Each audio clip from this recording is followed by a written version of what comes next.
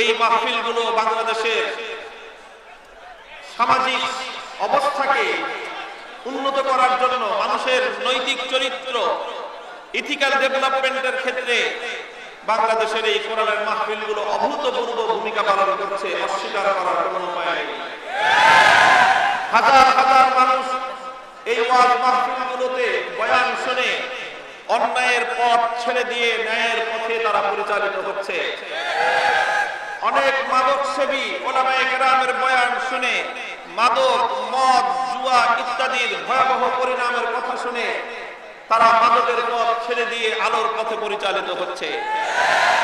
অনেক মানুষ ছিনতাই, রাহাজানি, চুরি, বাটপারি ইত্যাদির পথ ছেড়ে দিয়ে হালাল পথে, মেহনতের পথে উপার্জন করে নিজের জীবনকে গড়ার স্বপ্ন দেখছে।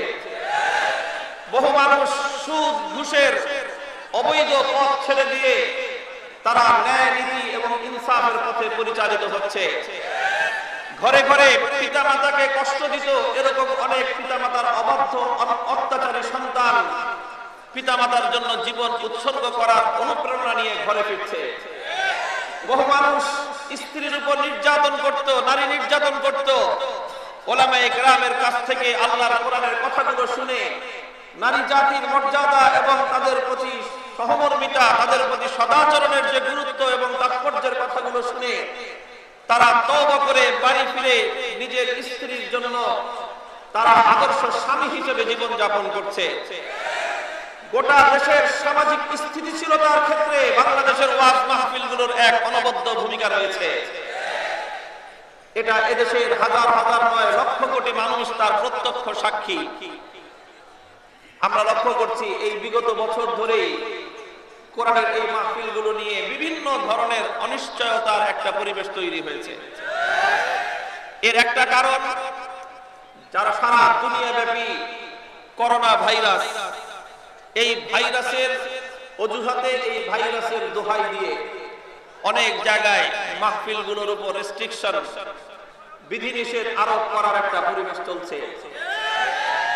আমরা উলামায়ে কেরাম শুরু থেকেই বলছেন যে বাংলাদেশে অনেক ধরনের সামাজিক সংকট, করোনা ভাইরাসের কারণে বিশ্বব্যাপী অচল অবস্থার কারণে যে অর্থনৈতিক বিপর্যয় দেখা দিয়েছে বিশ্বব্যাপী, বাংলাদেশে অর্থনৈতিক অনেক সমস্যা, সংকট তৈরি হয়েছে। মানুষের যখন অভাব অনটন তৈরি হয়, মানুষের তখন নীতি নৈতিকতার মধ্যে বিপর্যয় তৈরি হয়। বাংলাদেশের সমাজ বিজ্ঞানীরা বহু আগেই বাংলাদেশের সম্পর্কে সতর্কবাণী উচ্চারণ করেছে যে এই ভাইরাসের কারণে দেশে অর্থনৈতিক সংকট তৈরি হলে আমরা ভাইরাসের আক্রমণ সংক্রমিত হয়ে এদেশের মানুষের যে বিপর্যয় ঘটবে তার চেয়েও আমরা বড় আশঙ্কা করছি এই অভাব এবং অনটনের শিকার হয়ে এদেশের খেটে খাওয়া, এদেশের সাধারণ মেহনতি মানুষগুলোর যদি কর্মহীন হয়ে পড়ে, তাহলে তারা অনৈতিকতার পথে যদি পা বাড়ায়, তাহলে দেশকে নিয়ন্ত্রণ করার সাধ্য সরকার বা প্রশাসনের হবে না। এটা দেশের সমাজ বিজ্ঞানীরা বহু আগে থেকে আশঙ্কা প্রকাশ করছিল। সুতরাং এই ধরনের পরিস্থিতিতে দেশের মানুষ যেন নীতির পথে, নৈতিকতার পথে, খোদা ভীতির পথে, আল্লাহর ভয় এবং তাকওয়ার পথে যেন তারা পরিচালিত হয়, দেশের সামাজিক স্থিতিশীলতা রক্ষা করবার জন্য এটা একটা অপরিহার্য বিষয়। আর এই নীতি নৈতিকতা, খোদা ভীতি, তাকওয়া, পরহেজগারি, এই সকল শিক্ষাগুলোর জন্য এদেশের ওয়াজ মাহফিলগুলোর কোনো বিকল্প নাই। এজন্য অত্যন্ত বিনয়ের সাথে উলামায়ে কেরাম আহ্বান জানিয়েছেন, আবদার করেছেন। সব তো চলছে, মার্কেট চলছে, গার্মেন্টস গুলো চলছে, আমরা জীবনের ঝুঁকি নিয়েও গার্মেন্টস ফ্যাক্টরি গুলো খুলে দিতে বাধ্য হয়েছি। কারণ যদি গার্মেন্টস ফ্যাক্টরি গুলো বন্ধ হয়ে যায়, করোনা ভাইরাসে হয়তো প্রতিদিন 100 মানুষ, 150 মানুষ মারা যেতে পারে, কিন্তু লক্ষ লক্ষ মানুষের যদি কর্মসংস্থান অবরুদ্ধ হয়ে যায়, তাহলে অভাব এবং অনটনের দুর্ভিক্ষে প্রতিদিন হাজার হাজার মানুষ মৃত্যুর কোলে ঢলে পড়বে। সেটা হবে আরো বড় বিপর্যয়। এই বাস্তবতার কথা চিন্তা করে করোনা ভাইরাসের সেই ভয়াবহ বিপজ্জনক সময়ও গার্মেন্টস ফ্যাক্টরিগুলো খুলে দেওয়া হয়েছিল। কথা বলেন তো। যেমনি ভাবে জীবনের প্রয়োজনে, সভ্যতা রক্ষার প্রয়োজনে ভবিষ্যৎকে বিপর্যয়ের হাত থেকে রক্ষা করার জন্য ওই সময়ে গার্মেন্টস ফ্যাক্টরিগুলো খুলে দেওয়া হয়েছে, মার্কেটগুলো খুলে দেওয়া হয়েছে, যাতে অর্থনৈতিক স্বাভাবিক কার্যক্রম পরিচালিত হতে পারে। একই সঙ্গে দেশের মানুষের নীতি নৈতিকতা রক্ষার স্বার্থে সামাজিক স্থিতিশীলতা, সামাজিক সভ্যতা, ভদ্রতার এই স্তরকে রক্ষা করার জন্য এদেশের মাহফিলগুলো সুচারুরূপে নির্বিঘ্নে পরিচালিত হওয়া এটা অত্যন্ত বেশি প্রয়োজন ছিল দেশের স্বার্থে, জনগণের স্বার্থে, দেশের সামাজিক স্থিতিশীলতার স্বার্থে। এবং আলহামদুলিল্লাহ আমরা যতদূর পর্যন্ত রাষ্ট্রীয় বিভিন্ন মহলে কথাবার্তা বলেছি, যোগাযোগ করেছি, কথাবার্তা আলোচনা হয়, সব জায়গা থেকে একই মেসেজ যে মাহফিলগুলোর ব্যাপারে রাষ্ট্রীয়ভাবে বিশেষ কোনো নেতিবাচক কোন ধরনের নির্দেশনা নেই। মাহফিলগুলো হোক, এগুলো নিয়ে বেশি সমাজে সবকিছু চলছে, অযথা শুধুমাত্র মাহফিলগুলোতে বিধিনিষেধ আরোপ করে একটি অস্থিতিশীলতা, উত্তেজনা সৃষ্টি করার কি দরকার? এটা বিভিন্ন দায়িত্বশীল মহল থেকে এই ধরনের আভাস পাওয়ার পরেও আমরা লক্ষ্য করছি যে রহস্যময় কারণে কিছু কিছু এলাকায় কিছু কিছু অতি উৎসাহী ব্যক্তিবর্গ তারা অগ্রসর হয়ে এসে কোরআনের মাহফিলগুলোতে বাগড়া বাজাচ্ছে। এটা ঘটতেছে একটা বিষয়। আমরা আবার বলি, দায়িত্বহীন ভাবে সব যেভাবে চলছে কোরআনের মাহফিলগুলোর উসিলায় ইনশাআল্লাহ আল্লাহ পাক রব্বুল আলামিনের রহম আসবে, এদেশের মানুষের নীতি নৈতিকতা, সামাজিক বন্ধন মজবুত হবে এবং এর মাধ্যমে আমরা এই দুর্যোগকালীন সময়ের সংকট আমরা উত্তরণ ঘটাতে পারবো ইনশাআল্লাহ।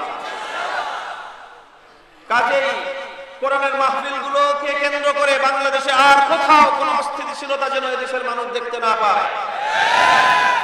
দ্বিতীয় হলো, মাহফিল চলবে কিন্তু বিভিন্ন এলাকায় 13 জন, 15 জন, 19 জন তালিকা ধরায় দিচ্ছে যে এই সকল আলেম ওলামারা আমাদের এলাকায় ঢুকতে পারবে না। এরকমও অনভিপ্রেত কিছু পরিস্থিতির সম্মুখীন আমরা হচ্ছি। আলহামদুলিল্লাহ আমরা সর্বশেষ সীমা পর্যন্ত ধৈর্য ধারণ করছি। রাষ্ট্র দেশের মধ্যে কোনো অস্থিতিশীলতা তৈরি না হোক, মানুষের মধ্যে কোনো অস্থিরতা তৈরি না হোক, জনতার মধ্যে অযথা কোনো উত্তেজনা সৃষ্টি না হোক, মানুষ কোনোভাবেই উত্তেজিত হয়ে তারা কোনোভাবেই কোনো অনভিপ্রেত পরিস্থিতি তৈরি করুক, এটা দায়িত্বশীল আলেম সমাজ কখনোই কামনা করেন না। কিন্তু উপর্যুপরি কারণে দেখা গেল একের পর এক এই ধরনের বিভিন্ন এলাকায়, নির্দিষ্ট কিছু কিছু এলাকায় এরকম বিধিনিষেধ, বাধা দেওয়া, আবার কোন কোন এলাকায় চোর পুলিশ খেলে আমাদের সাথে, বলে যে না কোনো সমস্যা নাই, আবার বিভিন্ন ভাবে বাধা আরোপ করা হয়, মাহফিলগুলো যেন আয়োজন হতে না পারে এমন সিস্টেম করা হয় ইত্যাদি কারণে দেশের ধর্মপ্রাণ মানুষ কিন্তু ক্ষোভে ফুঁসতেছে। মানুষের মনের মধ্যে যে কি একটা ক্ষোভ দানা বাঁধতেছে, সমাজ বিজ্ঞানীদেরকে বলবো, প্রশাসনের লোকদেরকে আগাম আভাস দেন তারা যেন মানুষের ক্ষোভের আর বৃদ্ধির কারণ না হন। গতকাল দেখেছেন আপনারা ময়মনসিংহ গোটা শহর অচল হয়ে গেছে, লক্ষ জনতার পাড় ভাঙ্গা জোয়ার নেমেছে। মানুষ আলেম ওলামাদের কাছ থেকে কোরআনের কথা শুনবার জন্য উন্মুখ হয়ে আছে। কোরআনের কথা শুনবার ক্ষেত্রে প্রতিবন্ধকতা তৈরি করলে জনতার এই বাঁধ ভাঙ্গা জোয়ার যদি নিয়ন্ত্রণহীন হয়ে পড়ে, এই লক্ষ কোটি তাওহীদি জনতাকে নিয়ন্ত্রণ করার সাধ্য বাংলার এই অঞ্চলে কোন শক্তির হবে না।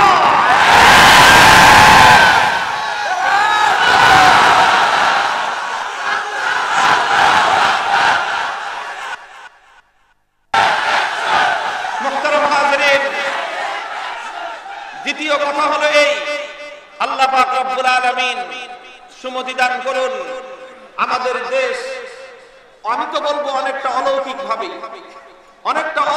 ভাবে বাংলাদেশের ব্যাপারে চিকিৎসা বিজ্ঞানীদের, তারপরে বিশ্ব স্বাস্থ্য সংস্থা, ওয়ার্ল্ড হেলথ অর্গানাইজেশনের তাদের যে আগাম প্রেডিকশন ছিল, তাদের যে আশঙ্কা ছিল এই দেশে যে ঘনবসতি, এদেশের মানুষ যেভাবে গার্মেন্টসে ঝাঁকে ঝাঁকে হাজার হাজার মানুষ গাদাগাদি করে কাজ করতেছে, নিম্নবিত্ত বস্তি অঞ্চলগুলোতে মানুষ যেভাবে থাকতেছে, এই দেশে করোনা ভাইরাস ঢুকলে এদেশের লক্ষ লক্ষ মানুষ মরে সাফ হয়ে যাবে, এরকম একটা আশঙ্কার কথা বাতাসে গুঞ্জন শোনা গিয়েছিল।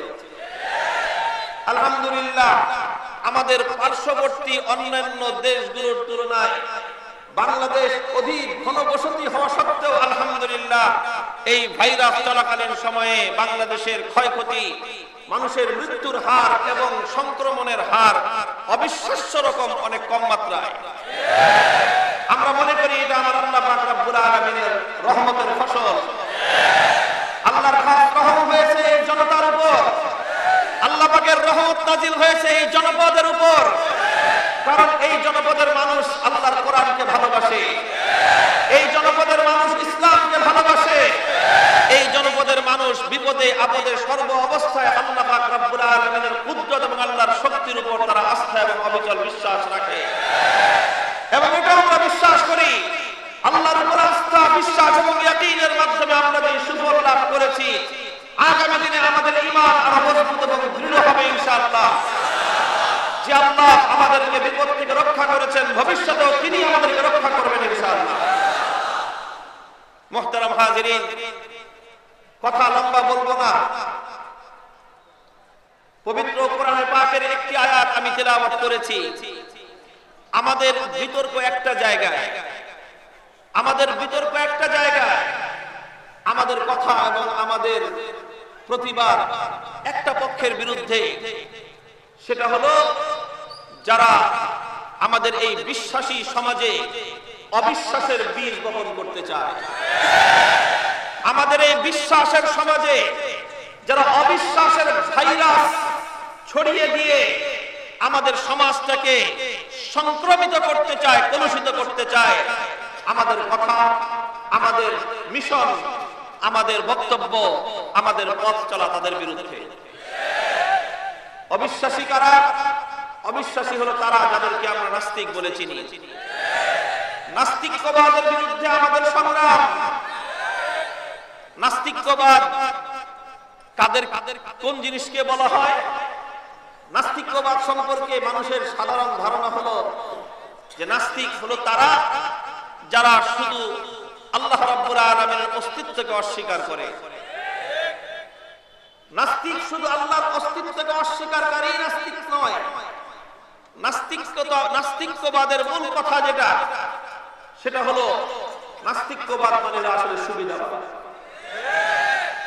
সাধারণ যে বক্তব্য যে নাস্তিকরা তারা কোন সৃষ্টিকর্তায় বিশ্বাস করে না, তাদের কোনো মাবুদ নাই, তাদের কোনো উপাস্য নাই, এজন্য তাদেরকে নাস্তিক বলা হয়। কিন্তু আল্লাহর কোরআন নাস্তিকদেরকে একটু ভিন্ন ভাবে তাদেরকে পরিচয় করিয়ে দিয়েছে। আফারাআইতা মান ইত্তাখাযা ইলাহাহু হাওয়া আফাআনতা তাকুনু আলাইহি ওয়াকিলা আম তাহসাবু আন্না আকসারাহুম ইয়াসমাউনা আও ইয়াকিলুন ইনহুম ইল্লা কাল আনআমি বাল হুম আযাল্লু সাবিলা। আল্লাহ বলছেন, হে নবী, দেখবেন কিছু মানুষ তারা রব মানে না, আল্লাহকে ইলাহ বলে মানে না, আল্লাহকে তারা তাদের মাবুদ বলে, উপাস্য বলে স্বীকার করে না। তারা বলে যে আমাদের কোনো উপাস্য নাই, আমরা কারো ইবাদত করি না, আমরা কাউকে মাবুদ মানি না। এই কথা তারা মুখে মুখে বলে। আল্লাহ বলেন আসলে এটাও তাদের একটা মুখে বলা ভাওতাবাজির কথা। তারা উপাসনা করে, তারা ইবাদত করে এক ইলাহের। সেই ইলাহকে, সেই ইলাহ আরশের মালিক ইলাহ নন, সেই ইলাহ আসমানের মালিক আল্লাহ নন, সেই ইলাহ জমিনের মালিক আল্লাহ নন, বরং তাদের মাবুদকে মানে ইত্তাখাযা ইলাহাহু হাওয়া, তাদের মাবুদ হলো তাদের প্রবৃত্তি। তারা তাদের প্রবৃত্তির পূজা করে। প্রবৃত্তির পূজারীরাই হলো নাস্তিক। প্রবৃত্তি মানে কি? প্রবৃত্তি মানে হলো মানুষের নফসের খাহেশ। নফসের খাহেশ যেটা চায়, যেটা করতে বলে, নফসের খাহেশ অনুযায়ী তারা তাদেরকে পরিচালিত করে এবং গোটা সমাজকে, জাতিকে সেই নফসের খাহেশ অনুযায়ী তারা পরিচালনা করতে চায়। মুহতারাম হাজিরিন, পৃথিবীতে এই নফসের খাহেশ, প্রবৃত্তির পূজা, এটাই হলো পৃথিবীর মধ্যে সবচেয়ে বড় ধ্বংসাত্মক বিষয়। এই নাস্তিক্যবাদ আল্লাহ পাক রব্বুল আলামিনের অস্তিত্বকে অস্বীকার করে তারা প্রবৃত্তির পূজা, প্রবৃত্তির ইবাদতকে মানব সমাজের মধ্যে এস্টাবলিশ করতে চায়। প্রবৃত্তির পূজার অর্থ কি? প্রবৃত্তির পূজা হলো, এজন্য দেখা যায় নাস্তিকদের সঠিক কোনো বিশ্বাস নাই। দুনিয়ার প্রত্যেকটা ধর্মাবলম্বী কোন না কোন একটা বিশ্বাসকে তারা অবলম্বন করে। মুসলমানদের একটা বিশ্বাস আছে, ইসলাম ধর্মের বিশ্বাস। যারা হিন্দু ধর্ম অনুসরণ করে তাদেরও একটা বিশ্বাস আছে, তাদের ধর্মীয় বিশ্বাস। বৌদ্ধ, খ্রিস্টান, পৃথিবীর যতগুলো জাতি আছে প্রত্যেকটা জাতির একটা বিশ্বাস আছে। আর ওই বিশ্বাসের উপর নির্ভর করে পৃথিবীতে মানুষের মধ্যে সমস্ত কল্যাণ এবং মঙ্গলগুলো প্রতিষ্ঠিত হয়। পৃথিবীতে একমাত্র সম্প্রদায়, যেই সম্প্রদায়ের বিশ্বাস বলতে কিছুই নাই, সেই সম্প্রদায়ের নাম হলো নাস্তিক্যবাদী সম্প্রদায়। আপনারা খুলে দেখেন নাস্তিক্যবাদের পরিচয়, বিশ্বকোষে দেখেন, উইকিপিডিয়ায় খুলে দেখেন। নাস্তিক্যবাদ কোন বিশ্বাসের নাম নয়। নাস্তিক্যবাদ অর্থই হলো সংশয়বাদিতা। সংশয়বাদিতা, সন্দেহবাদিকতা। এক কথায় বলতে গেলে দেখবেন আপনার পরিবারের মধ্যে যদি একজন লোক থাকে যার সন্দেহবাতিক আছে। কি বাতিক? সন্দেহবাতিক বুঝেন না? দুনিয়াতে কিছু মানুষ আছে তারা সন্দেহ প্রবণ, সবাইকে খালি সন্দেহ করে। এই যে সন্দেহবাতিক যাদের আছে, সন্দেহবাতিক অমূলক কারণে স্বামী স্ত্রীকে সন্দেহ করে, অযথা অমূলক কারণে স্ত্রী তার স্বামীকে সন্দেহ করে। এই সন্দেহবাতিক যদি কোন দম্পতির মধ্যে থাকে, সারা পৃথিবীর সমস্ত ঐশ্বর্য থাকলেও সেই দম্পতির মধ্যে কোনোদিন শান্তি আসতে পারে। সংশয়বাদিতা এমন একটা জিনিস,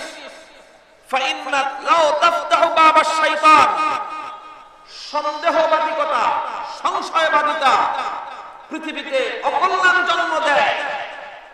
বিশ্বাস এবং আস্থা মানুষের মধ্যে সম্প্রীতি গড়ে তোলে। বিশ্বাসের মাধ্যমে দুনিয়াতে কল্যাণ অবতীর্ণ হয়। বিশ্বাস এবং আস্থার মাধ্যমে পরস্পরের মধ্যে বন্ধন মজবুত হয়। সংশয়বাদিতার মাধ্যমে পৃথিবীতে সমস্ত আস্থা, সমস্ত সুসম্পর্কগুলো ধ্বংস হয়ে যায়।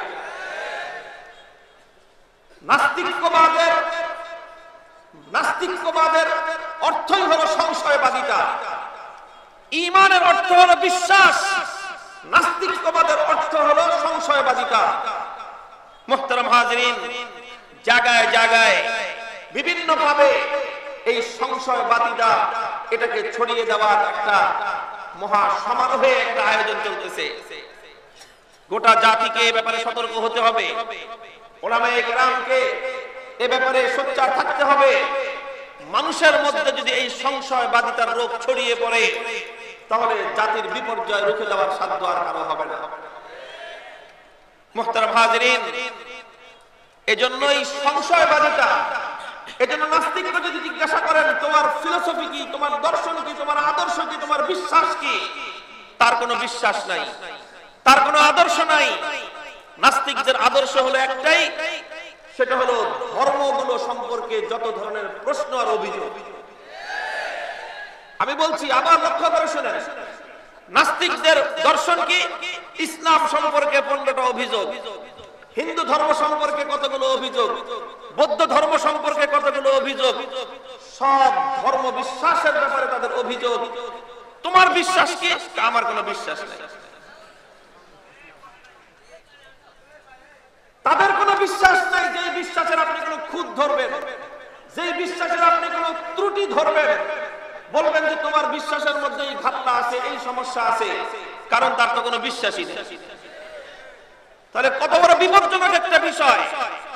নাস্তিকবাদ যদি ছড়িয়ে পড়ে, দেশের মধ্যে একটা অবিশ্বাসী সম্প্রদায় গড়ে উঠবে, অবিশ্বাসী প্রজন্ম গড়ে উঠবে।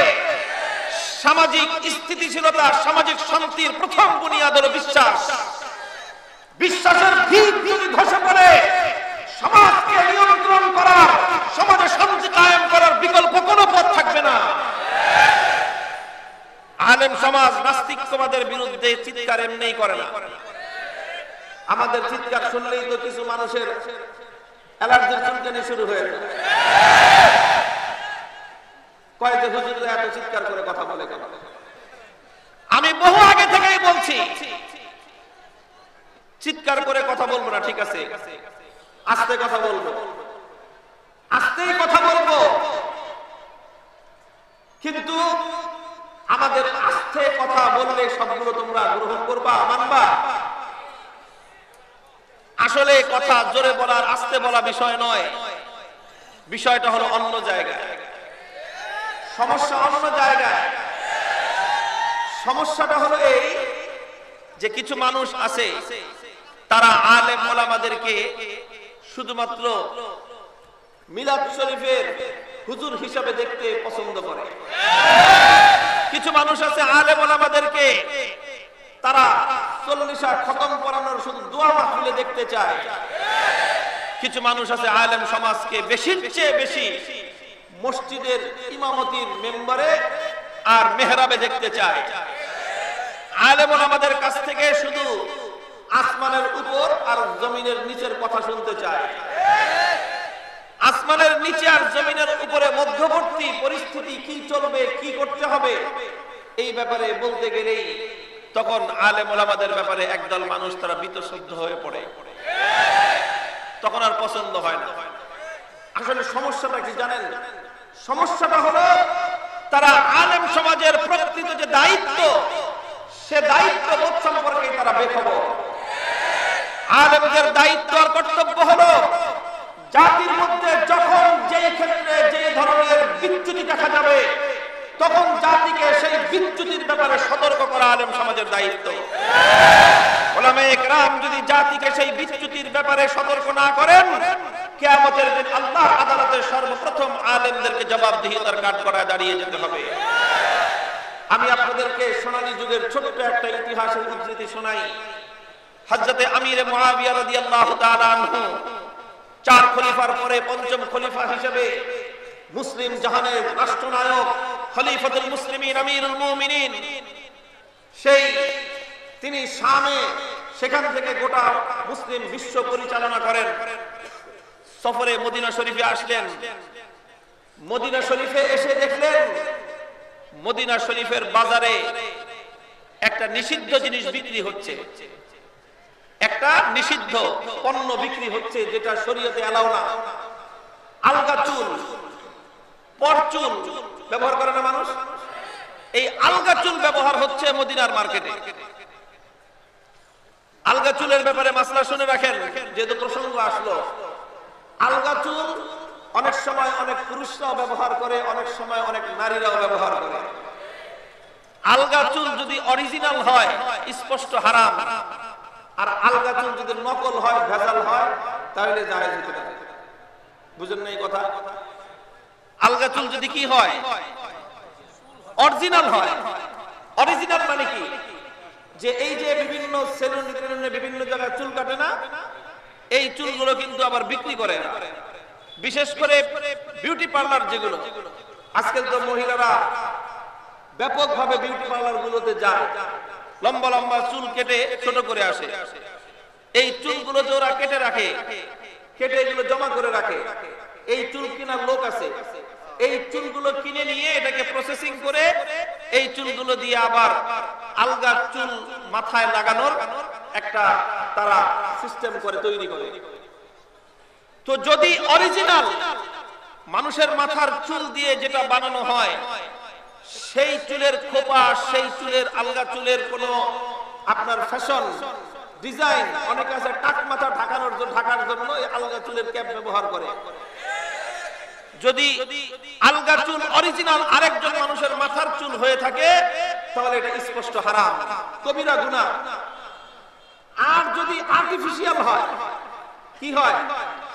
আর্টিফিশিয়াল হয়, সুতা দিয়ে বানানো হয়েছে, অন্য কিছু দিয়ে বানানো হয়েছে, প্লাস্টিক দিয়ে বানানো হয়েছে, এটা যদি হয় তাহলে এটা ক্ষেত্র বিশেষে জায়েজ হবে। ওটা ভিন্ন মাসালা, ওটা ওলামাদের কাছ থেকে জেনে নেবেন। এখানে আরো বিস্তারিত ব্যাখ্যার ব্যাপার আছে। আলগা চুল দিয়ে আবার কনে সাজায় পাত্রপক্ষকে ধোঁকা দেওয়া যাবে না, ওটা হবে আবার প্রতারণা। প্রতারণা করা যাবে না। প্রতারণা ছাড়া শুধু সৌন্দর্যের জন্য যদি আর্টিফিশিয়াল চুল হয় সেটা ক্ষেত্র বিশেষে ব্যবহার করা যায়, কিন্তু অরিজিনাল চুল এটা কোনো সময় ব্যবহার করা জায়েজ নাই, স্পষ্ট হারাম এবং কবিরা গুনাহ। যাই হোক, আমির মুআবিয়া রাদিয়াল্লাহু তাআলা এসে দেখলেন মদিনার বাজারে আলগা চুল বিক্রি হয়। উনি খলিফা, রাষ্ট্রনায়ক, তিনি একটা চুল যে কোনো ভাবে হয়তো ব্যাগে করে বা কোনো কিছুতে করে এনে মসজিদ নববীর মিম্বরে বসলেন। মিম্বরে বসে সর্বপ্রথম যেই কথা আমির মুআবিয়ার, আইনা উলামাউকুম, আইনা উলামাউকুম, মদিনার আলেম সমাজ কোথায়? আলেম সমাজকে আমি তলব করি। জবাবদিহিতার কাজ করে দাঁড় করিয়ে জিজ্ঞাসা করলেন, হে মদিনার আলেমরা, আপনারা থাকতে আল্লাহর পয়গম্বরের নিষিদ্ধ হারাম বস্তু মদিনার মার্কেটে বিক্রি হয়, আপনারা কি নাকে তেল দিয়ে ঘুমান নাকি? তিনি প্রথম মদিনার গভর্নরকে তাকে ডাকেননি। কে মদিনার বাণিজ্য মন্ত্রী তাকে তলব করেননি। কে মদিনার পুলিশ সুপার তাকে তলব করেননি। কে প্রশাসক তাকে জিজ্ঞাসা করেননি। সর্বপ্রথম মুআবিয়া রাদিয়াল্লাহু তাআলা আনহুর প্রশ্ন হলো, আইনা উলামাউকুম, আলেমরা কোথায়? জাতির মধ্যে অন্যায় হয়, আলেমরা কোথায়? মানুষ হারাম পণ্য বিক্রি করে, আলেমরা কোথায়? জনগণ হারাম পণ্য ক্রয় করে কেনে, আলেমরা কোথায়? সমাজের মধ্যে ক্ষুধাদ্রোহী কাজ হয়, আলেমরা কোথায়? এটা শুধু আমির মুআবিয়া রাদিয়াল্লাহু আনহুর প্রশ্ন এটাই নয়, বরং এটা আল্লাহর জিজ্ঞাসা। এটা আল্লাহর পয়গম্বর জিজ্ঞাসা করবেন কিয়ামতের দিন ওলামাদেরকে। আমার উম্মতকে রেখে এসেছিলাম আলেম সমাজ তোমাদের কাছে আমানত, তোমরা আমার উম্মতকে পথভ্রষ্ট হতে দেখে কি করেছিলে? আমার উম্মতকে যখন একদল শয়তান এসে মিসগাইড করছিল, হে আলেম সমাজ, তখন তোমরা আমার উম্মতকে সেই শয়তানের দল থেকে রক্ষা করবার জন্য কি করেছিলে? নবীজির কাছে জবাব দিতে হবে আলেমরা, আল্লাহর কাছে জবাব দিতে হবে। সাধারণ পাবলিক নিজের আমলের হিসাব দিয়ে জান্নাতে যাবে, আলেমদেরকে নিজের আমলের হিসাব দিতে হবে, জনগণের আমলের হিসাব দিতে হবে। খালি তো মনে করেন যে হুজুর হইলেই খুব সুবিধা, সুবিধাও আছে আবার সমস্যাও আছে। আপনি শুধু আপনার ব্যক্তিগত আমলের হিসাব, সিঙ্গেল হিসাব দিয়ে পার পেয়ে যাবেন। একজন আলেম শুধু নিজের ব্যক্তিগত আমলের হিসাব দিয়ে পার পেতে পারবেন না। একজন মসজিদের মুসল্লি নিজের আমলের হিসাব দিবে, আল্লাহ বলবে খালাস। ইমাম সাহেব দাঁড়ায় থাকেন, আপনার মসজিদের 450 মুসল্লির হিসাব শেষ হবে, তারপরে আপনারটা। ইমামতি এত সহজ জিনিস না। আপনারা আমাদেরকে সার্কুলার পাঠিয়ে দেন, এটা গাইতে হবে, ওটা গাইতে হবে, মসজিদের মিম্বরে বসে। আপনারা কি জানেন যে আপনার সার্কুলার অনুযায়ী আমি আজকে বক্তব্য দিলে কে আমাদের আমার জানালা দরবারে দাঁড়িয়ে জবাব দিতে হবে? আমি কেন বলেছিলাম? দোহাই লাগে আমাদেরকে এমন কোন নির্দেশ দেবেন না যে নির্দেশ পালন করতে আল্লাহর নির্দেশ পালন করতে হয়। যদি আমাদেরকে এমন কথা বলেন, আল্লাহর কসম খেয়ে বলি, আল্লাহর আনুগত্য রক্ষা করবার জন্য সকলের আনুগত্যকে আমরা দুপায়ে চলতে প্রস্তুত।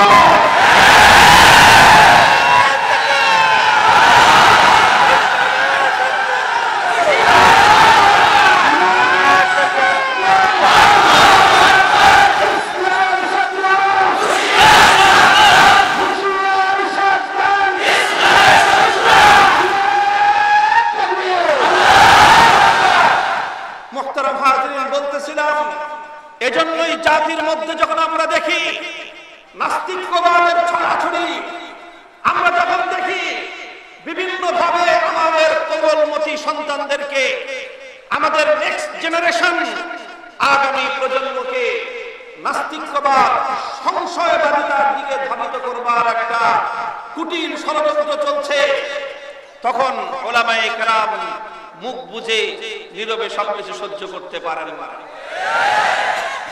কথা বলতে হয়, কখনো কখনো চিৎকার করতে হয়। কয় হুজুর, ইসলাম কি এরকম? কি আশ্চর্য লাগে, একজন মানুষ হুজুরদের উপর খুব খেপছে। কেন? হুজুররা সিংহাসনে বসে, পিছন দিয়ে বলে আবার একজন বাতাস করে, খুব সমস্যাও না। হুজুরদেরকে বাতাস করে কেন? হুজুররা এরকম আলিশান চেয়ারে বসছে কেন? খুব সমস্যা না আপনার? হুজুরদেরকে বাতাস করে কেন জানেন? আমরা এক একজন ছাত্র, আমরা যারা মাদ্রাসা শিক্ষকতা করি, আরে আমি তো সেদিন আল্লামা নূর হোসেন কাসেমী রাহিমাহুল্লাহ ওনার হুইল চেয়ার ঠেলাটাকে নিজের জন্য অহংকার আর গৌরব মনে করেছি। এখনো সুযোগ পেলে আল্লামা জুনায়েদ বাবুনগরের জুতা নিয়ে আমরা হাঁটি, ওনার জুতা নিজের পায়ের উপর তুলতে পারাটাকে নিজেদের জন্য গৌরব আর সৌভাগ্য মনে করি। আমি যখন আমার ওস্তাদকে সম্মান করি, শ্রদ্ধা করি, আমি যখন আমার ওস্তাদকে খেদমত করি, আমি যখন আমার ওস্তাদের সেবায় নিয়োজিত হই, তখন আমার ছাত্রকে বলতে হয় না, সে আমাকে দেখেই আমার খেদমতে উদ্বুদ্ধ হয়। আমি আমার ওস্তাদের খেদমত করি, আমার ওস্তাদ হলো 10 জন বা 100 জন, আমার ছাত্র হলো 10,000। আমি 100 জনের খেদমত করি, 10,000 আমার খেদমত করে। আমি 100 জনকে বাতাস দেই, 10,000 আমাকে বাতাস দেয়। তোমরা তোমাদের গুরুজনদেরকে সম্মান করো, তবে আলহামদুলিল্লাহ আমাদের মতো তোমরা গুরুজনদের সেবা এবং খেদমত করো। তোমরা সম্মান পর্যন্ত সীমাবদ্ধ থাকো, এজন্য তোমাদের ছোটরা সর্বোচ্চ তোমাদেরকে সম্মান করে, সেবা করে না। আর আমরা আপনাদেরকে শুধু শোনানোর জন্য বলি, আমি তো জন্ম নিয়েছি বাংলাদেশে কোনো অখ্যাত পরিবারে না। কি বলেন? শাইখুল হাদিস আল্লামা আজিজুল হক রাহমাতুল্লাহি আলাইহির পরিবারে জন্ম নেওয়া সন্তান আমি। এটা আমার আগে বয়ান করে দিলেন আল্লামা মাহফুজুল হক সাহেব, আমার বড় ভাই। আমরা হিফজ পড়েছি একজন উস্তাদের কাছে, অন্ধ হুজুর ছিলেন, অন্ধ। শাইখুল হাদিস রাহমাতুল্লাহি আলাইহি শুধু দ্বীনের দিক থেকেই বড় ছিলেন তা নয়, পৈতৃক সূত্রে তিনি ধনী মানুষ ছিলেন, সম্পদশালী মানুষ ছিলেন। শাইখুল হাদিসের বাবা, আমার দাদা হাজী এরশাদ আলী, তিনি একজন সেই ব্রিটিশ আমলের প্রতিষ্ঠিত ব্যবসায়ী ছিলেন। আমার বাপ শাইখুল হাদিস রাহমাতুল্লাহি আলাইহি যখন বুখারী শরীফ অনুবাদ করেন, তখন পূর্ব পাকিস্তানের সবচেয়ে বড় কাগজের ডিলার ছিলেন। তিনি সবচেয়ে বড় ইম্পোর্টার ছিলেন কাগজের। সারা হোল এই ইস্ট পাকিস্তানে, সারা বাংলাদেশের সমস্ত কাগজ আমার বাবার দোকান থেকে মানুষ কিনে নিয়ে যেত। সেই আমার বাবা যখন দেওবন্দে পড়াশোনা করেন, এটা হলো 1940 সালের ঘটনা বলতেছি। কত? 40 সালের ঘটনা। আমার দাদা তার সন্তানকে দেওবন্দে পাঠাইছে। দেশের পড়া শেষ হওয়ার পরে যে যা দেওবন্দে যে পড়ে আসো, ভারতে যাও, বড় বড় হুজুরদের কাছে পড়ে আসো। তখন তো এক দেশ, ব্রিটিশ। তো এখান থেকে তিনি তার সন্তানের জন্য টাকা পাঠাতেন প্রতি মাসে। কত টাকা পাঠাতেন আমি আমার বাবার মুখে আমরা শুনেছি, সব ভাইয়েরা। আমার দাদা খবর নিছে গোটা আশপাশ এলাকার মধ্যে যে এমন কে আছে যার সন্তান বিলাতে পড়ে। বিলাত বুঝেন? ওই সময় লন্ডনকে বিলাত বলতো, যারা প্রবীণ তারা জানেন। লন্ডনকে বিলাত বলতো। খবর নিছেন, ওই সময় মানুষ ব্যারিস্টারি পড়তে বিলাতে যেত। খবর নিছে আমার দাদা 14 গোষ্ঠীর মধ্যে যে কে আছে এরকম যার সন্তান বিলাতে পড়ে, লন্ডন। তো পাইছে এরকম একজন, যে গেছে জিজ্ঞেস করছে, তুমি যে তোমার ছেলেরে লন্ডনে পাঠাইছো ব্যারিস্টারি পড়াইতে, মাসে কত টাকা পাঠাও? তো বলছে মাসে 50 টাকা হলেই আনা। ওই সময় তো ব্রিটিশ আমল, আজ থেকে 80 বছর আগের কথা বলতেছি, 80 বছর আগে 50 টাকা হলে রাজার হালে চলতে পারে। আমার দাদা এসে সিদ্ধান্ত নিয়েছে আমি আমার সন্তানকে মাওলানা হওয়ার জন্য প্রতি মাসে 100 টাকা পাঠাবো। 100 টাকা করে প্রতি মাসে রেজিস্ট্রি ডাকে পাঠাতেন, নরমাল ডাকে না। আজিজুল হকের নামে যখন 100 টাকা নিয়ে যেত দেওবন্দের পোস্ট অফিস, এটার মধ্যে হালচাল হয়ে যেত যে 100 টাকা পাঠায় এটা কোন শিল্পপতি, কোন বাপের বেটা। একটা মানুষের তখন চলার জন্য মাসে 5 টাকা যথেষ্ট ছিল। একদম সাবলীল ভাবে 5 টাকা দিয়ে ভালো ভালো বড় লোক এবং আপনার ফ্যামিলির যারা ধনাঢ্য ফ্যামিলির ছেলেরা অনেকেই পড়াশোনা করত। মাসে কত খরচ? 5 টাকা। ওই যুগে আমার দাদা তার সন্তানের জন্য পাঠাইতেন 100 টাকা। 100 টাকার প্রয়োজন আছে এই জন্য না, তার মনের মধ্যে একটা কথা ছিল, ইলমে দ্বীনের প্রতি একটা আজমত ছিল যে তুই বেটা তোর সন্তানকে যদি ব্যারিস্টারি পড়াইতে 50 টাকা দিতে পারোস, আমি আমার সন্তানকে কোরআন হাদিস পড়ানোর জন্য 100 টাকা দিই। সেই বাপের ঘরে জন্ম নিয়েছি। আমার বাপ যখন ঢাকায় মাদ্রাসায় পড়তে আসছে, মাদ্রাসায় বড়বাটলা মাদ্রাসায় পড়তে আসছে, আমার দাদা বলছে, বাড়ি ছিল ব্রাহ্মণবাড়িয়া, ছেলে ঢাকায় থেকে পড়াশোনা করবে। শামসুল হক ফরিদপুরি, হাফিজ জি হুজুর, পীর জি হুজুর, ওনারা ব্রাহ্মণবাড়িয়া থেকে ঢাকায় চলে আসছেন, ছাত্র হুজুরের সাথে ঢাকায় চলে আসছে। দাদা বলছে পোলা ঢাকায় থেকে পড়বে, কষ্ট হবে, বাড়ির মাদ্রাসার কাছে বাড়ি কিনছি। এই যে চকবাজার সোয়ারি ঘাটে আমার দাদার কেনা বাড়ি ছিল, আমার বাবা যেন বাড়ির থেকে মাদ্রাসার কাছাকাছি থেকে পড়াশোনা করতে পারে। এই গল্পগুলো গাল গল্প শোনানোর জন্য বলতেছি না, বলতেছি সেই বাবার ঘরে। তারপরে আমার বাবা নিজে এত বড় ব্যবসা করেছেন। The oldest petrol pump in Dhaka city, Dhaka সিটির মধ্যে সবচেয়ে প্রথম যে পেট্রোল পাম্প ঢাকা সিটির মধ্যে, the oldest petrol pump in Dhaka city, মৎস্য ভবনের কোনায়, মৎস্য ভবন নিজে মৎস্য ভবনের কোনায় যে পেট্রোল পাম্পটা, এটা ঢাকার শহরের প্রথম পেট্রোল পাম্প। আর কেউ কেউ বলে ওই যে আরেকটা আছে হলো সদরঘাটের, ওই যে ভিক্টোরিয়া কলেজের পার্কের কোনায়। এই দুইটা কাছাকাছি সময়ে ওরা বলে ওটা আমাদেরটা প্রথম, আর এরা বলে আমাদেরটা প্রথম। যাই হোক, ধরেন কাছাকাছি। এই পেট্রোল পাম্প এটা আমার বাবার হাতে প্রতিষ্ঠিত। শাইখুল হাদিস রহমাতুল্লাহ আলাইহির মালিকানাধীন পেট্রোল পাম্প হলো এই মৎস্য ভবনের কোনার পেট্রোল পাম্প। এই কথাগুলো বলতেছি, আমার বাবা একজন অন্ধ হাফেজ সাহেব ঠিক করলেন, মসজিদে থাকতেন, সব গিয়ে হুজুরের কাছে পড়তাম হিফজ। হুজুরের খাবার আমাদের বাসা থেকে যেত, খাবার অন্য কেউ নিলে চলতো না। আমরা পালাক্রমে ভাইরা মা বেড়ে দিতেন, আমরা ভাইরা নিজ হাতে নিয়ে হুজুরের কাছে খানা পৌঁছে দিতে হইত। বলতো আমার আব্বা যে খাবার, হুজুরের খাবার নিজে দিয়ে আসবে নিজ হাতে। আমরা নিজেরা, আমি মাহফুজুল হক সাহেব, আমার বড় ভাই, আমরা নিজেরাই টিফিন ক্যারিয়ার করে হুজুরের বাসায়, হুজুরের ঘরে নিয়ে খাবার দিয়ে আসতাম। টিফিন ক্যারি ধুয়ে পরিষ্কার করে দিতাম। এখনো আমার মনে পড়ে, হুজুর এখানে সেখানে যেতে, অন্ধ মানুষ ছিলেন তো একজন সাথে ছাত্র নিতেন। অধিকাংশ সময় আমি থাকতাম, আমার কাঁধে হাত দিয়ে হুজুর চলতেন, আমি হুজুরকে সামনে নিয়ে হাঁটতাম। অনেক মানুষ, অনেকে তো বুঝতো না, অন্ধ মানুষ দেখে, আবার সামনে দেখে ছোট একটা বাচ্চা টুপি পরা, হুজুরও টুপি পরা। তো সমাজে অনেকে করুণার দৃষ্টিতে দেখতো, অনেকে আমাদেরকে ভিক্ষার টাকা তুলে ধরতো, মনে করতো যে হুজুরের আমরা ভিক্ষা নামছি। বলতাম যে না ভাই, ইনি আমার উস্তাদ, ইনি আমার উস্তাদ। এইভাবে আমরা ওই ছোট্ট কাল থেকে, বয়স তখন আমার কত, 7 বছর 8 বছর, 8 বছর বয়স থেকে ওস্তাদদের খেদমত করা শুরু করেছি। যখন 22 বছর হয় তখন দাওরায়ে হাদিস সম্পন্ন করেছি। শেষ পর্যন্ত আমরা খেদমত করেছি। শুধু এটা আমার গল্প না, আমাদের কওমি মাদ্রাসার প্রত্যেকটা ছেলের ইতিহাস এই। আমি 22 বছর পর্যন্ত আমার ওস্তাদের সেবা করেছি। এখন আমার ছাত্ররা আমার জুতা ধরবার জন্য জীবন দিতে প্রস্তুত। মিয়া, তুমি তো খালি দূর থেকে দেখছো বাতাস করে, খালি বাতাস করে না, আমাদের গায়ে টোকা দিয়ে দেখো জীবন।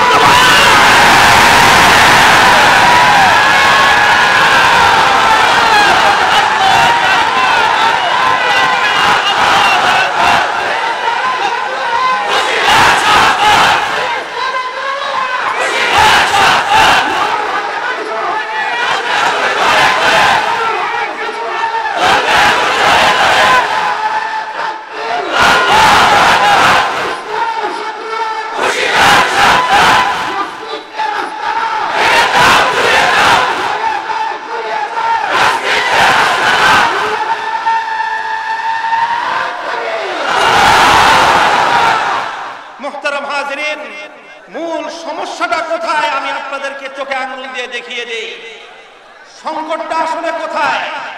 সংকটটা হলো এই জায়গায়, তারা মনে করে আলেমরা থাকবে সমাজে করুণার পাত্র। এটা হলো মূল সমস্যা। তারা চায় আলেমরা থাকবে সমাজে করুণার পাত্র।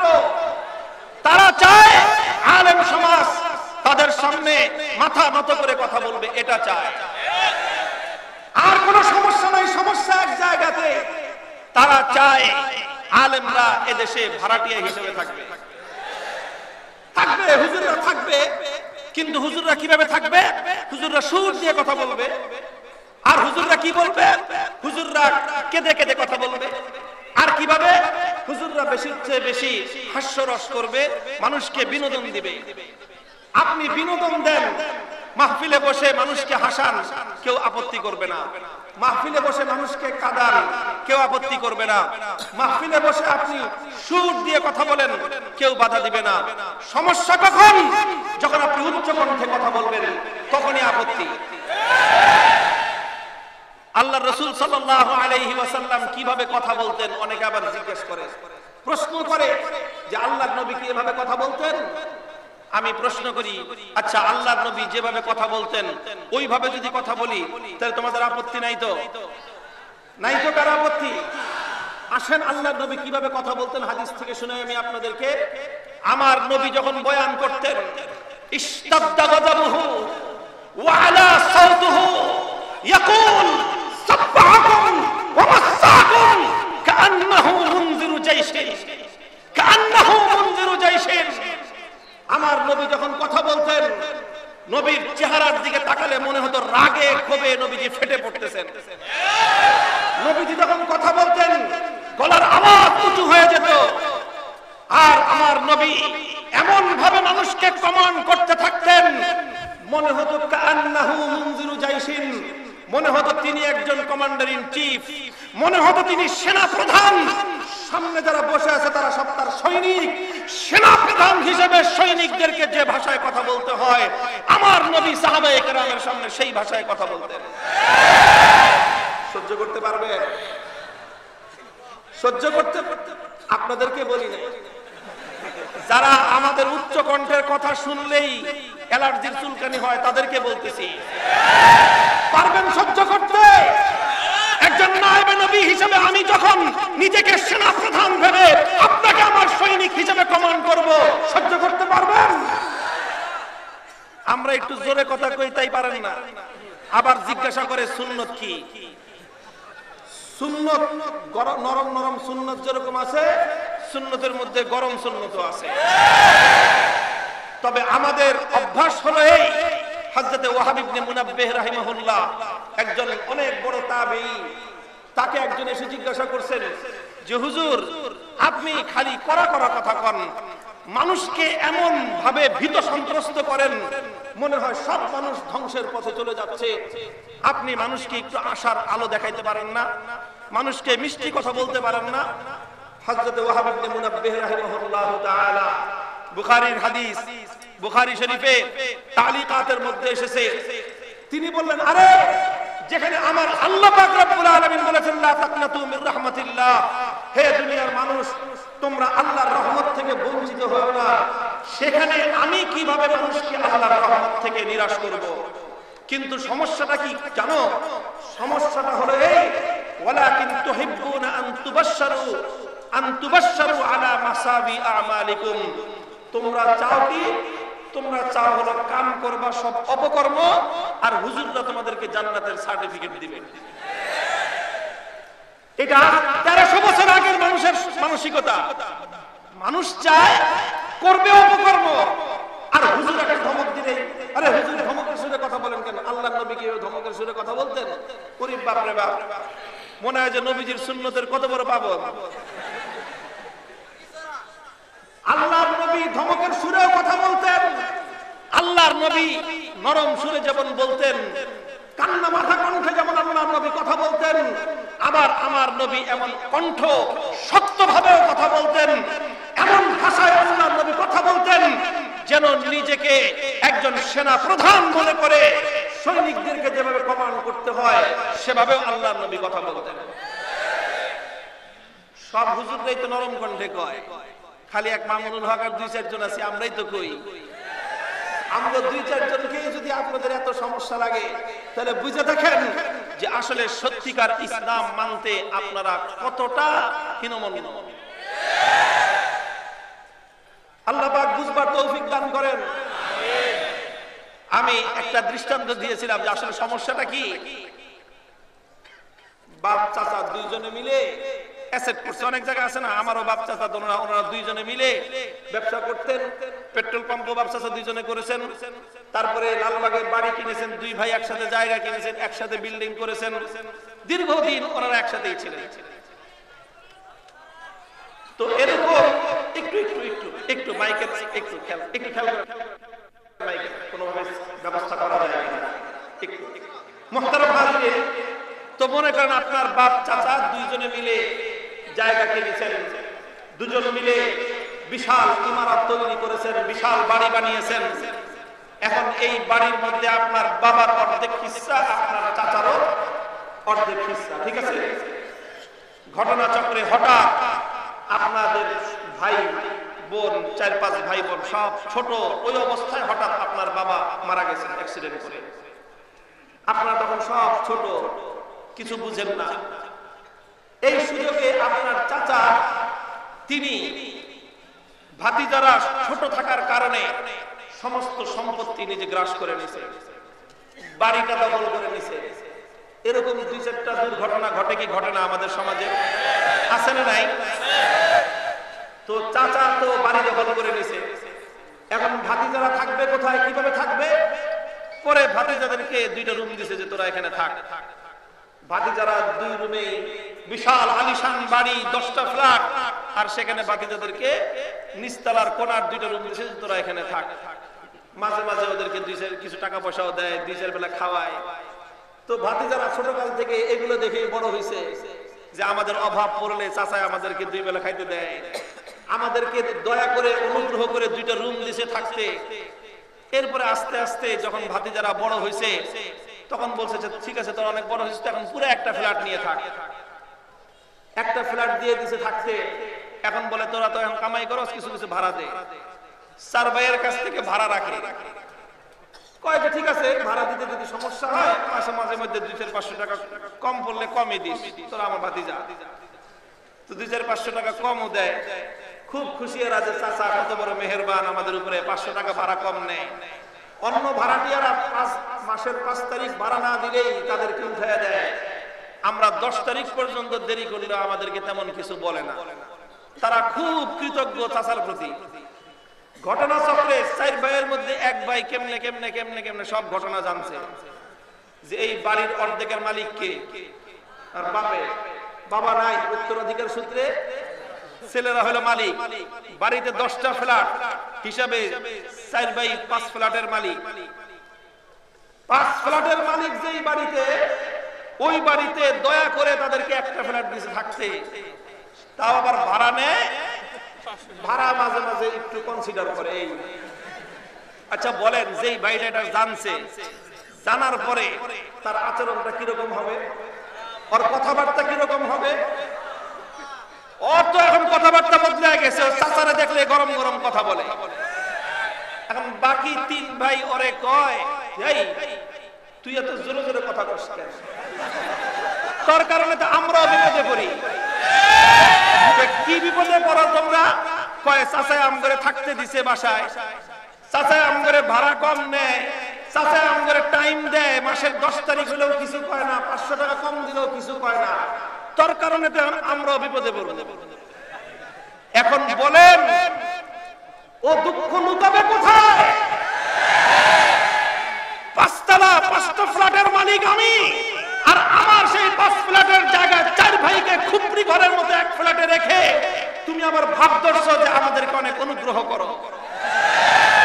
1 ভাই চিৎকার করে, বাকি 3 ভাই এসে গলা চেপা ধরে যে তুই চিল্লাইস না, আমরা বিপদে পড়ব। আজ আমার অবস্থাটা হয়েছে বাংলাদেশে ওই অবস্থা। ভাবসাব এরকম মনে হয় এদেশের আলেম সমাজ কারো অনুগ্রহে বেঁচে আছে।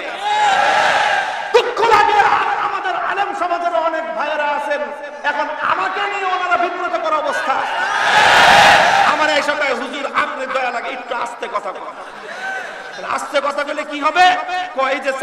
আমাদেরকে ভাড়ায় কম নেয়, এই সুবিধাটা আমাদের হাতছাড়া হবে না। ওলামায়ে কেরাম কথা শুনে রাখেন, এদেশে আমরা ভাড়াটিয়া হিসেবে থাকি না, এদেশের মালিকানা সূত্রে আমরা বসবাস করি। আমার এই কথা শুনে একটা গল্প মনে পড়ে গেল।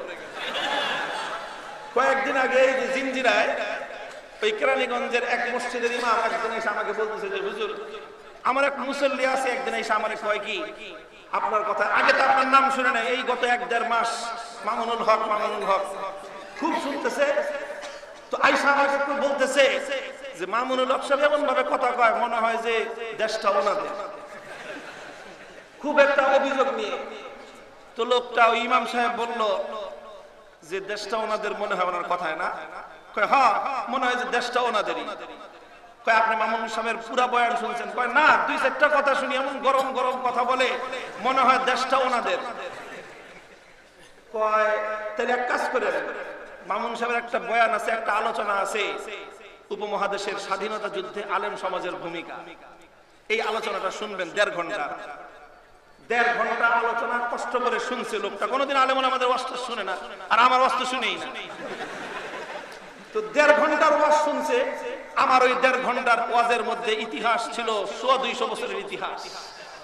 আমার এই 1.5 ঘন্টার আলোচনা ইতিহাস ছিল যখন গোটা ভারতবর্ষকে ইংরেজরা গোলামের জিঞ্জিরে আবদ্ধ করেছিল, সেই ইংরেজদের নাগপাশ থেকে বন্দিত্ব থেকে মুক্ত করবার জন্য সর্বপ্রথম যেই আলেমের অগ্নিঝরা কণ্ঠে স্বাধীনতার ঘোষণা উচ্চারিত হয়েছিল, সেই নেতা কোন নেতা ছিলেন না, সেই ব্যক্তি কোন রাজনৈতিক নেতা ব্যক্তি ছিলেন না, তিনি ছিলেন একজন আলেম, তিনি ছিলেন উপমহাদেশের সর্বশ্রেষ্ঠ হাদিস বিশারদ শাহ আব্দুল আজিজ মুহাদ্দিস দেহলভী রাহমাতুল্লাহ আলাইহি, যিনি ফতোয়া দিয়েছিলেন।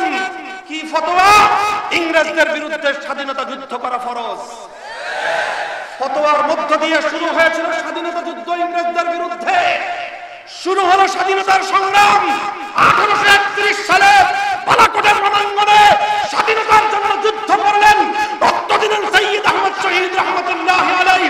1857 সালে সিপাহী বিদ্রোহ হলো, শামিলের রণাঙ্গনে রক্ত দিলেন হাফেজ জামান শহীদ রহমতুল্লাহ আলাইহি। 1920 সালে তাহরিকের নির্মাণ হলো, মাল্টার আন্দামান দ্বীপে কারাগারে বন্দী হলেন শাইখুল হিন্দ মাহমুদ হাসান দেওবন্দি রহমতুল্লাহ আলাইহি। 1927 সালে অসহযোগ আন্দোলনের ঘোষণা আসলো, তারকে মুওয়ালাতের ঘোষণা দিলেন শাইখুল হিন্দ মাহমুদ হাসান দেওবন্দি রহমতুল্লাহ আলাইহি। 1947 সালে ইংরেজদেরকে বিতাড়িত করে ভারতবর্ষকে মুক্ত আর স্বাধীন করা হলো। সেই স্বাধীনতা যুদ্ধে বিজয় করবার পর পশ্চিম পাকিস্তান, পূর্ব পাকিস্তান, মুসলমানদের 2 ভূখণ্ডে স্বাধীনতার পতাকা উত্তোলন করেছিলেন মামুনুল হক সাহেবের বাপের 2 ওস্তাদ।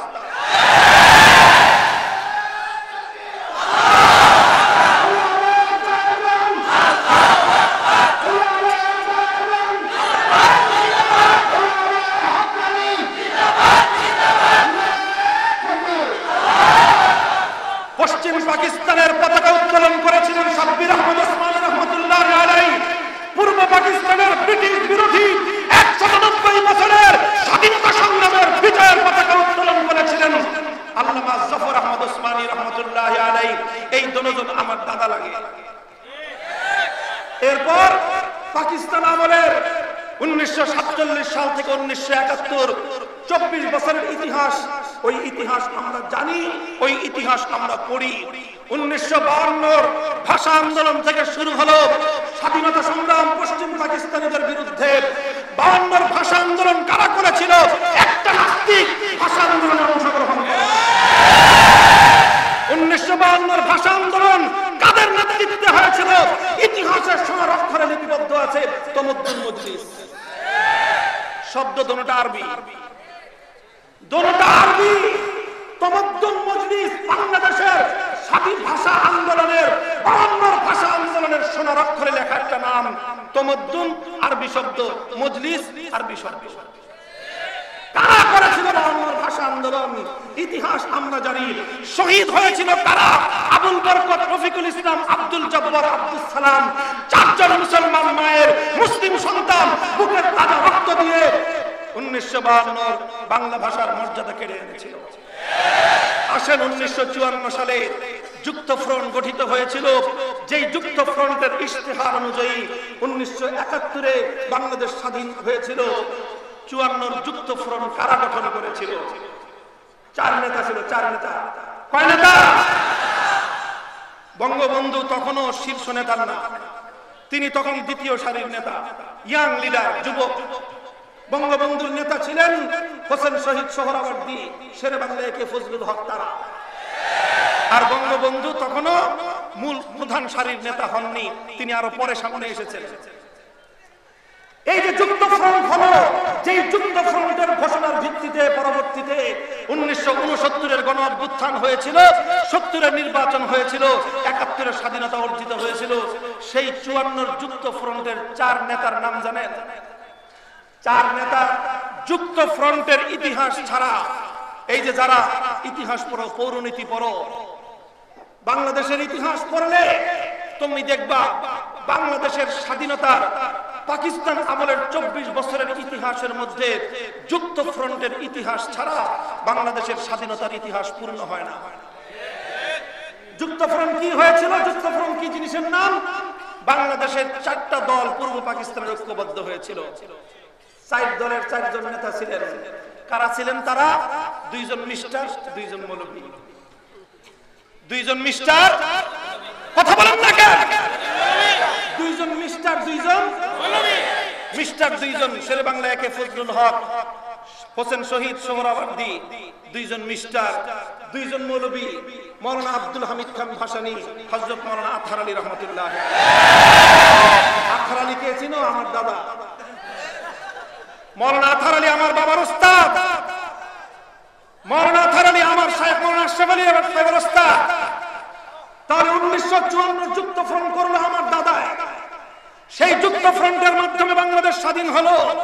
দুঃখ লাগে আজ বাংলাদেশের পৌরনীতিতে হোসেন শহীদ সোহরাওয়ার্দীর নাম পাওয়া যায়, শেরে বাংলা একে ফজলুল হকের নাম পাওয়া যায়, মাওলানা আব্দুল হামিদ খান ভাসানীর নাম পাওয়া যায়।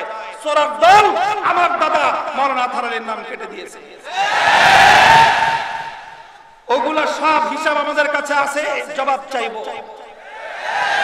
তুমি যদি ইতিহাস লেখো, যুক্ত ফ্রন্টের 3 নেতার নাম লিখবা, 4 দলীয় জোটের 4র্থ নেতার নাম জাতি জানতে চায়। ওই কথা বলতে তোমাদের মুখের মধ্যে কুলুপ এঁটে থাকে, কারণ মাওলানা আতহার আলীর নাম মুখে উচ্চারণ করতে তোমরা লজ্জা বোধ করো। মুহতারাম হাজিরিন, এই সব স্বাধীনতার ইতিহাস যখন আমার কাছ থেকে শুনছে 1.5 ঘন্টার আলোচনা, এরপরে আইসা ওই লোক ইমাম সাহেব কয় ঠিকই তো কয়, উনি তো ঠিকই কয়। এই দেশটাকে, এ দেশটা শুধু পশ্চিম পাকিস্তানিদেরকে বিতাড়িত করেই স্বাধীন হয় নাই। এই দেশ স্বাধীনতা অর্জন করার পিছনে 3টা আধিপত্যবাদী শক্তির বিরুদ্ধে লড়তে হয়েছে। কয়টা? 3টা আধিপত্যবাদী শক্তির বিরুদ্ধে লড়াই করে তবে বাংলাদেশ স্বাধীন হয়েছে। এমনি কবিতা হয় নাই। সাবাস বাংলাদেশ, সাবাস বাংলাদেশ, এ পৃথিবী অবাক তাকিয়ে রায়, জ্বলে পুড়ে মরে সরকার তবু মাথা নোয়াবার নয়। এমনি 3টা আধিপত্যবাদী শক্তির বিরুদ্ধে লড়াই করেছে আমার এ মাটির সন্তানেরা। প্রথম আধিপত্যবাদ, ব্রিটিশ বিরোধী 190 বছরের মুক্তির সংগ্রাম। দ্বিতীয় আধিপত্যবাদ, কলকাতার দাদাবাবুদের বিরুদ্ধে বঙ্গভঙ্গের নামে এই পূর্ববঙ্গের মুসলিম নেতৃবৃন্দ স্যার সলিমুল্লাহ, শেরে বাংলা ফজলুল হক, হোসেন শহীদ সোহরাওয়ার্দী, বঙ্গবন্ধু শেখ মুজিবুর রহমান সকলে মিলে আন্দোলন করে বঙ্গভঙ্গ করে কলকাতার বিরুদ্ধে রুখে দাঁড়িয়ে পূর্ববঙ্গকে তারা মাথা উঁচু করে দাঁড় করাবার চেষ্টা করেছিলেন। মুহতারাম হাজিরিন, দ্বিতীয় আধিপত্যবাদ হলো কলকাতার দাদাবাবুদের আধিপত্যবাদ। কটা গেল? 3 নম্বর হলো পশ্চিম পাকিস্তানি খান পাঠানদের আধিপত্যবাদ। 3 আধিপত্যবাদের বিরুদ্ধে লড়াই করেছি আমরা, 3 জুলুম শোষণের বিরুদ্ধে লড়াই করেছি আমরা। এরপরে দেশটা মুক্ত এবং স্বাধীন হয়েছে। আলহামদুলিল্লাহ, তিনটা আধিপত্যবাদ বিরোধী লড়াইয়ে আমাদের পূর্বপুরুষরা সামনের কাতারে থেকে রক্ত দিয়েছেন, জীবন দিয়েছেন, সন্তানদেরকে ইয়তীম বানিয়েছেন, স্ত্রীদেরকে বিধবা বানিয়েছেন, মায়ের কোল খালি করেছেন, অকাতরে জীবন দিয়েছেন। জাতির সঙ্গে গাদ্দারি করেন না।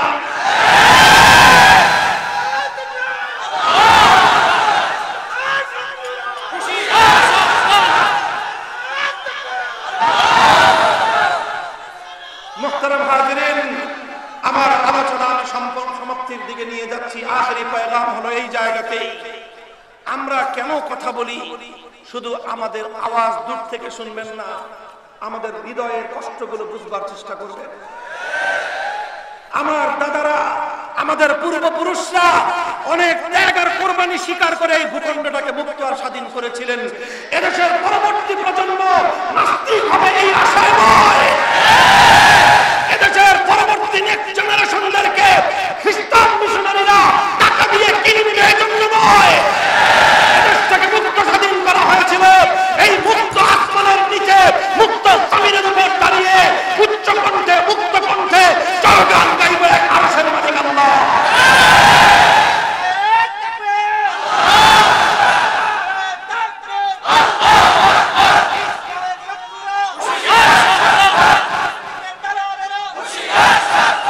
দেশ নিয়ে, স্বাধীনতা নিয়ে কিছু কইলে কয় যে হুজুর এই সব ওয়াজ আপনারা করেন কেন, আর না কইলে কয় কি যে হুজুর দেশ প্রেমের কথা কয় না।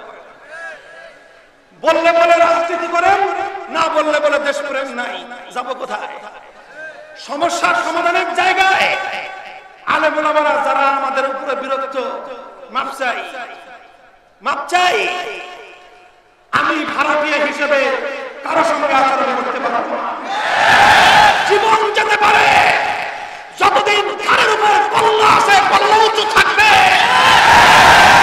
কল্লা ঘাট থেকে কেটে পড়ে যাবে, এই কল্লা কোনো মাহবুবের সামনে না।